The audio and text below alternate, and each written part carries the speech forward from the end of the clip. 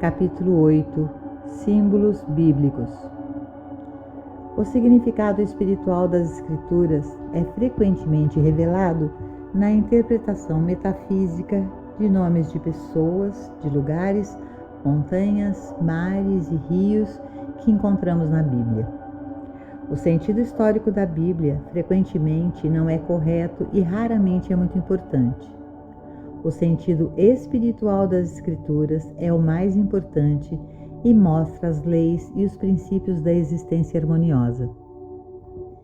Ideias espirituais e lições morais foram interpretadas como homens, eventos e movimentos, e estes devem agora ser reinterpretados a fim de desvendar o mistério da Bíblia e tornar a Escritura prática na destruição de superstições e sentidos obscuros. As pessoas consideram seu local de adoração quase tão importante quanto o Deus que adoram. O templo sagrado em Jerusalém era considerado de tamanha importância que judeus de toda a Terra Santa faziam peregrinações ali todos os anos. O templo, no entanto, corretamente entendido, é um símbolo do universo ou corpo espiritual e não é alcançado por meio de peregrinação de um lugar a outro, mas por uma expansão da consciência que então inclui em si o segredo da imortalidade ou da vida eterna alcançada aqui e agora. Jesus mostrou esta verdade sobre o templo quando disse: nem neste monte, nem ainda em Jerusalém adorareis ao Pai, mas vem a hora, e agora é, em que os verdadeiros adoradores adorarão o Pai em espírito e em verdade. Mais ainda, repreendeu os discípulos deslumbrados com o luxo material do templo. Novamente ele disse: destrua este templo e em 3 dias eu o levantarei. O sentido material do templo o localiza e finitiza. O sentido espiritual revela o templo infinito e imortal de sua vida, seu corpo, sua experiência do bem. Esta visão verdadeira do templo também espiritualiza sua compreensão da adoração. Pensar na igreja como material, como tendo edifícios e regras, materializa, finitiza e localiza a adoração, enquanto o sentido espiritual da igreja revela a oração ilimitada e irrestrita proferida em seu próprio ser. Seguindo essa linha de pensamento, encontramos uma cidade santa que, sendo interpretada, torna-se consciência divina ou consciência crística, e esta agora é entendida como a consciência em você e em mim. Da mesma forma, encontramos terras superiores e inferiores em todas as Escrituras, indicando o céu e a terra, ou estados e estágios de consciência, simbolizando o espírito e o corpo. Há sempre um rio que liga um mar limítrofe. O rio é o caminho individual dos sentidos para a alma, da terra inferior para a superior. O mar limítrofe são as águas turbulentas da existência material ou as águas tranquilas da alma. Sempre há corpos de água menores a serem atravessados na jornada.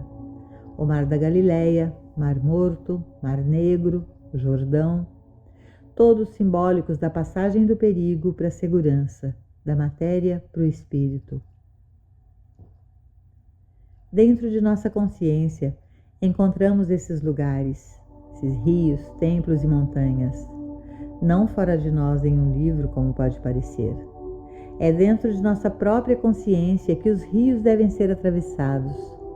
A transição deve ser feita das condições localizadas e finitas para o bem infinito e onipotente.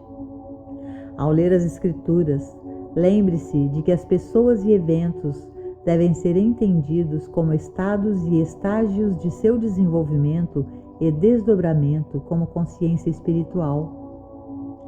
A tendência de traduzir ideias do bem espiritual em nomes simbólicos de lugares pode ser encontrada na nomeação de cidades dos Estados Unidos. Salem, Providence, New Haven, Newark, New Canaan, Bethlehem, Corpus Christi, Sacramento e muitas outras. Sem dúvida, os primeiros colonos esperavam encontrar paz em Salem, segurança em Providence, um refúgio em New Haven, uma nova existência em Bethlehem, e assim por diante na longa lista de nomes simbólicos. As pessoas estão sempre acreditando que vão encontrar paz, alegria, saúde ou riqueza em alguma pessoa ou lugar, e esse é um dos motivos de tantas decepções. Não existe algo como um céu, harmonia a ser encontrado em pessoa, lugar ou coisa. Se não encontrarmos o nosso bem em nossa própria consciência, não o encontraremos externalizado. E se o encontrarmos em nosso próprio ser, o encontraremos onde quer que nos encontremos geograficamente. Nenhuma circunstância ou condição pode ser experimentada, a menos que primeiro seja encontrada em nossa própria consciência. Se o Senhor não edificar a casa, em vão trabalham aqueles que a constroem. A menos que a consciência de Deus fale através de nós, o que se ouve não será a voz de Deus. Você se lembra que João Batista disse que ele não era a luz, mas que deu testemunho da luz. Em todos os casos, seu interesse não deve estar centrado no mensageiro, mas sim na voz de Deus e na sua mensagem. Você deve estar sempre sintonizado, receptivo às ideias que se desenvolvem dentro de você. Não se deixe seduzir nem mesmo por palavras de sabedoria exteriores, porque o Espírito de Deus fala em uma língua espiritual e se interpreta espiritualmente para o ouvinte. Vós sois a luz do mundo. Essa é a sua única razão de existir. Qualquer coisa menos não seria digna da revelação de Deus de seu próprio ser. Deus deve desempenhar algum papel em nossa experiência para que recebamos o influxo de Deus. Quando nos voltamos para Deus, vamos tentar descansar, abaixando a barreira do eu, na medida em que reconhecemos a presença divina, a presença de Deus. Não há indivíduo com mais presença de Deus do que outro, mas há um maior grau de consciência da presença em um do que em outro. Por que recorrer a outra pessoa em vez do reino dentro de nós? Só porque não demos tempo, atenção, pensamento, oração e consagração para trazer à luz aquela presença que alguns outros têm. Portanto, em nosso estado ilimitado, podemos nos voltar para o outro e aí encontramos a graça divina. Descobri-la em outra pessoa leva, em última análise, a encontrá-la em nosso próprio ser, porque essa graça é o próprio eu de você e de mim. Uma das coisas mais intrigantes que todo estudante da Bíblia enfrenta é o Deus do Antigo Testamento, o Deus da vingança, o Deus que recompensa e pune. À luz da revelação cristã, concorda-se que esse conceito de Deus é errôneo, que nunca existiu tal Deus. Aceitar essa declaração literalmente seria eliminar todas as experiências dos profetas hebreus e não seria sábio fazer tal declaração. Para mim, o Deus do Testamento hebraico foi um quebra-cabeça em branco por muitos anos. Eu não conseguia chegar a lugar nenhum ao tentar sondar esse Deus. Contudo, em nenhum momento pude sentir que algo falso ou fictício estava sendo apresentado. O mesmo quebra-cabeça se apresentou a mim no estudo do Deus hindu de 3 faces. Como essas pessoas tinham uma luz tão grande, uma sabedoria tão grande, poderia estar tão terrivelmente erradas a ponto de apresentar um Deus de 3 cabeças? Deus o Criador, o Preservador, o Destruidor. Agora que temos a resposta, sabemos que tanto os hebreus quanto os hindus estavam certos, pois através da revelação do sentido espiritual da Bíblia, sabemos que a destruição a que se refere não foi a destruição de uma pessoa, lugar ou coisa, mas sim a destruição da crença sobre o universo. A verdade é destruidora, mas a única coisa que destrói é o erro, e o erro nunca existiu como realidade. Compreendemos que Deus é uma consciência divina, uma consciência infinita e, portanto, contém em si sua totalidade do ser. Entendemos que nada existe fora de Deus, nada que esteja fora da consciência infinita. Deve ser verdade, então, que Deus deve destruir até mesmo a possibilidade de conceito falso. Dentro dessa consciência infinita que eu sou, existe aquilo que irá destruir todo sentido ou conceito ilusório. É por isso que entendemos agora que o pecado e a doença não existem como realidades.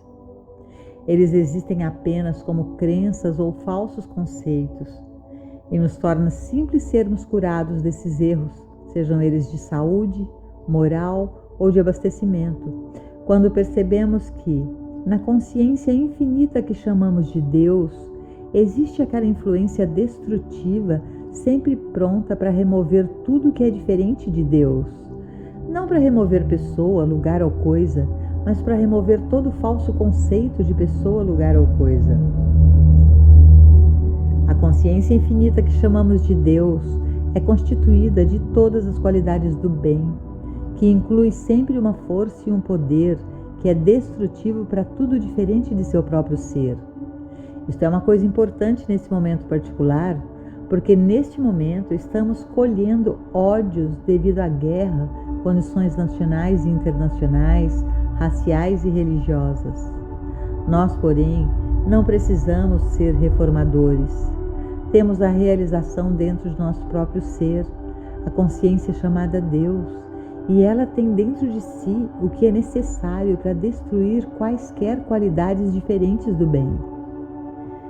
Não temos que ser salvadores pessoais de ninguém, porque essa infinita consciência espiritual que se individualiza já tem em si tudo o que seria o Salvador, bem como tudo o que é necessário para destruir tudo o que não é bom. Nunca somos chamados para sermos salvadores pessoais ou punidores de malfeitores. Podemos facilmente descansar na compreensão de que Deus é a mente, a alma e a consciência do ser individual.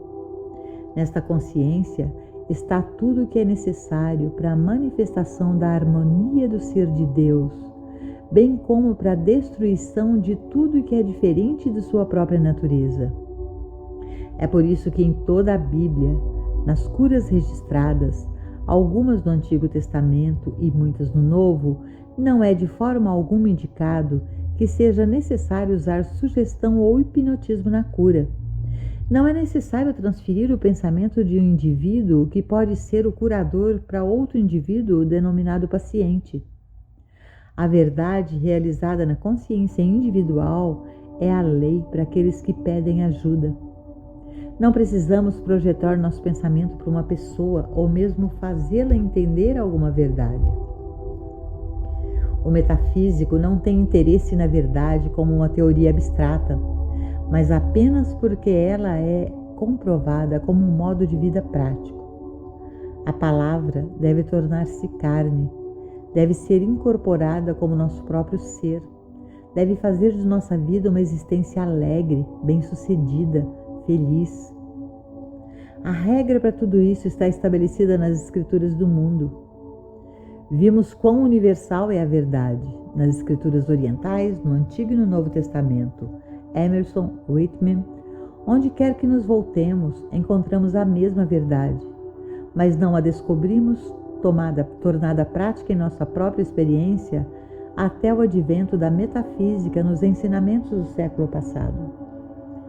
Nosso uso das escrituras para encontrar uma solução para os problemas de nossa experiência individual é um exemplo que pode estimular a que outros façam o mesmo. Não há como salvar o mundo. Esta é uma experiência inteiramente individual. Uma das partes tristes disso é que às vezes não podemos trazer nossas próprias famílias para isso, pois eles poderão aceitá-lo apenas quando estiverem prontos. Podemos, porém, ser a luz do mundo. Podemos mostrar por meio de nossa demonstração aquilo que encorajará outros a buscar o mesmo caminho. Isso é o mais longe que podemos ir. Podemos apenas mostrá-lo e assim incentivá-los a dar o próximo passo. Um dos pontos que tem retardado nosso próprio trabalho de cura é a incapacidade de reconhecer o fato de que não é necessário alcançar uma pessoa com nossos pensamentos, com nosso esforço mental, não é necessário transmitir um tratamento a um paciente. É necessário apenas atingir as profundezas do nosso próprio ser para ter uma realização dentro da nossa própria consciência, e é deste ponto que devemos nos lembrar neste momento. A cura não tem nada a ver com a outra pessoa, tem a ver apenas com o nosso estado de consciência. Nestes anos que estão à nossa frente, esse é o trabalho que terá de ser feito para definir o ritmo da cura para todo mundo. Como espiritualizamos nosso próprio pensamento para sermos a luz do mundo? Aprendemos que a verdade não pode ser conhecida pelo sentido humano. A verdade não pode ser discernida intelectualmente. A verdade é uma qualidade espiritual e deve ser discernida espiritualmente. A verdade deve entrar em nossa percepção através do sentido espiritual, através da consciência espiritual. Esse sentido espiritual é alcançado de duas maneiras. Uma, pela leitura da literatura espiritual ou inspiradora, que, é claro, inclui a prática da verdade aprendida. E a segunda, pelo contato com aqueles cujo pensamento está na mesma direção. A consciência espiritual é contagiosa. É impossível estar na presença daqueles que estão fazendo até mesmo o menor esforço para essa conscientização sem absorver um pouco deles. O maior passo é encontrado na palavra receptividade. Fala, Senhor, porque o teu servo escuta. Aquieta-te e sabe. Vou ouvir a tua voz. Sempre trata-se de aquietar-se, de ouvir. Sempre a indicação é tornar-se uma consciência receptiva e aberta ao influxo. É como se fora de nosso ouvido de ouvir houvesse um reservatório infinito de bem espiritual e, abrindo o ouvido, ouvindo, abríssemos a consciência para o influxo da palavra, o Espírito Divino. Avançamos para um estado em que nosso interesse está em Deus e nas coisas de Deus, em que devemos orar sem cessar. Nossas vidas devem ser uma dedicação. Não vivemos mais para nós mesmos, e isso não é um eufemismo. Seria impossível seguir a linha de trabalho que fazemos se nosso interesse fosse apenas o interesse próprio. Nós fomos além disso. Chegamos a um estado de neutralização onde não vivemos para o nosso próprio bem.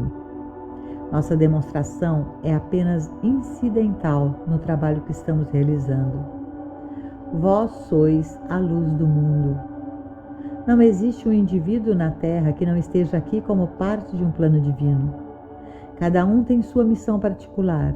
Cada um aqui deve servir a alguma parte específica do propósito de Deus. Como humanos, não cumprimos essa missão. Nenhum ser humano jamais cumpriu uma missão espiritual. Mas no esquecimento de nossa humanidade, a divindade é revelada. O plano divino é revelado. O ministério de cura é apenas uma via. Exatamente onde você está é solo sagrado. O solo onde estás é solo sagrado. E esse é o lugar do qual você deve anunciar o Cristo do seu ser. Quaisquer outros passos que precisem ser dados, serão dados pelo Cristo do seu ser. Você não terá que planejá-lo humanamente. A compreensão constante da mensagem da verdade é necessária para que não nos percamos nos caminhos da fé cega ou da superstição. É muito fácil rolar para fora do caminho por uma fé cega, uma fé supersticiosa. Devemos nos manter equilibrados. Devemos ter uma razão para nossa fé. Isso não é contraditório com a ideia de que devemos ser iluminados espiritualmente, mas sim ter uma razão para nossa fé permite-nos receber uma iluminação maior. Cair em uma atitude descuidada de deixar tudo para Deus, sem perceber esse Deus para quem estamos deixando é a realidade do nosso próprio ser, seria fatal contra a nossa demonstração final. Não existe Deus fora do nosso próprio ser. Deus é a mente do indivíduo, a vida, a alma e o espírito. Portanto, Deus é aquilo que constitui o indivíduo. Sendo assim, quando tomarmos atitude, então podemos descansar. Se podemos relaxar sabendo que Deus está em campo, é por saber que estamos nos referindo ao nosso senso humano do ser, sabendo que o divino divino de nós está no campo, sabendo que o eu de nós é a lei para o nosso próprio ser, sabendo que eu e o Pai sendo um, tudo o que o Pai possui é meu. Então podemos relaxar e até mesmo dizer: deixo isso com Deus. É somente quando deixamos de nos lembrar frequentemente da verdadeira natureza de Deus, de nossa unidade com Deus, que podemos recair na crença fatal de algum poder fora do nosso próprio ser. Não ousaremos aceitar o Novo Testamento como nosso guia e inspiração sem aceitar a revelação de Jesus de que eu e meu Pai somos um. A Bíblia não foi tão clara sobre a natureza do erro quanto os escritos metafísicos que nos foram dados para o nosso estudo. Foi necessário um profundo discernimento espiritual para descobrir que os males e erros, os pecados do Antigo Testamento não eram realidades, mas qualidades negativas do pensamento. O estudo literal da Bíblia não revela isso, e é por isso que as igrejas nunca o ensinaram. Todas elas aceitam o mal, o erro, como real. O erro provou-se ser não mais real do que o nosso próprio conceito dele. Então, tomando a Bíblia junto com os escritos metafísicos de hoje, damos mais um passo na compreensão da mensagem da verdade, porque através dessa mensagem da verdade nós somos conduzidos ao Espírito. Você não pode aceitar intelectualmente o nada do erro. Em nosso estudo, devemos entender a afirmação de que o erro ou a doença não são reais. Devemos obter algum grau de compreensão do nada do erro. Palavras não vão fazer isso. O estudo do sentido literal da Bíblia não revelará a verdade absoluta de que existe apenas um poder. Não importa quantas vezes a Bíblia fale de Deus como todo, há muitas referências que mostram que o mal tem um poder terrível e muitas vezes suficiente para vencer o bem. Mas a compreensão espiritual revelou que os chamados poderes do mal não eram poderes, mas apenas crenças, conceitos falsos e ignorância. Isso nos deixa então com a grande tarefa de nos acostumarmos com a ideia de que só existe um poder, e aquele que se chama mal não é poder. À medida que aceitamos e aplicamos isso, em última análise, alcançamos, por meio de nosso senso de receptividade, a compreensão desta verdade. Então, todos os erros do mundo são vistos como ilusões e nos perguntamos como algum dia os tememos ou odiamos, em alguns casos os amamos.